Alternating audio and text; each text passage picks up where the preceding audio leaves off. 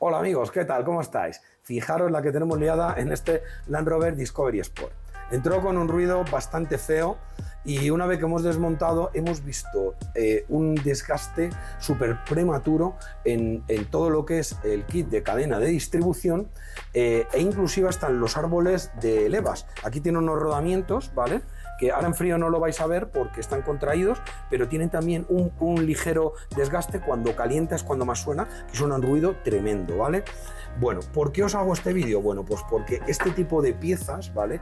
Antiguamente es que no se miraban en la vida. O sea, por ejemplo, todos, ¿os acordáis de aquellos Mercedes chasis 124?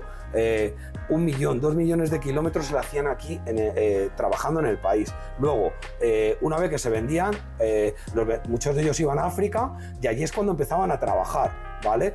Empezaban a salirse de las carreteras, a usarse en pistas forestales, se alargaban los mantenimientos, aceites de mala calidad.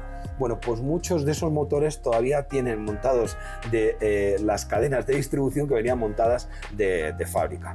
Bueno, eso ha pasado a la historia. Hoy en día es cada vez más frecuente encontrarnos en motores, por ejemplo, como este, 112.000 kilómetros, problemas en los kits de distribución, desgastes prematuros, tensones, patines, en todo lo que es el sistema y en este caso ya hasta los árboles. Así que amigos, ojo, cuidado con estos ruiditos. Estos ruiditos, si se cogen a tiempo, los reparas y no pasa nada, pero si sigues funcionando con el coche, tienes riesgo de pegarle un buen gripazo.